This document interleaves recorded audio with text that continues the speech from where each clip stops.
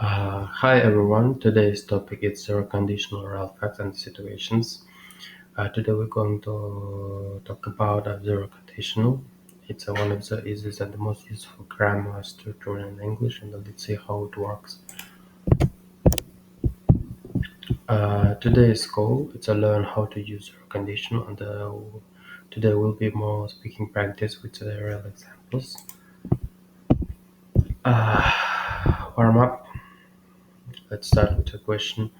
Think about your daily routine and the question, what do you do if you were late for school? And the next question is, what happens if you don't eat breakfast? Those are examples of zero condition situations, and you need to answer them. Okay. The next question is the rules of zero conditional. The zero conditional is used for real facts, things that are always true. We use a present simple in the body of a sentence. If something happens, something else happens. Okay, and then we have the examples. You see, if the first example is if it rains, the ground gets wet, and the next, if I drink coffee, I feel awake.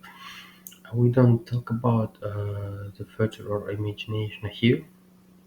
Only facts and routines.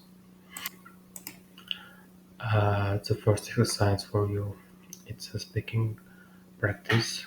Finish the sentence. The first is, if I'm tired, I go to bed early. Try to make them about your own life.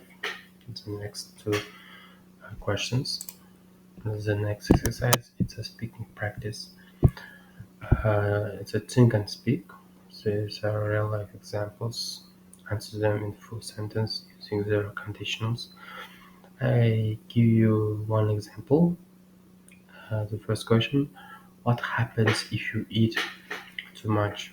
And you need to answer, if I eat too much, I feel sleepy. So next, it's a mini quiz. We need to use rules of zero condition and answer this question. Before I said we use zero conditional when something is always true, but the photo only facts, and the correct answer is B.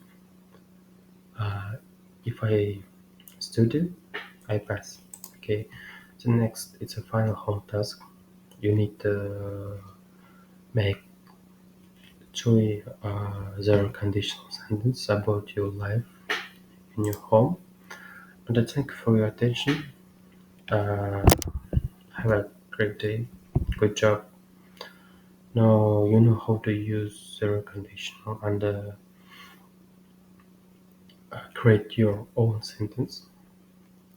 Thank you for your attention.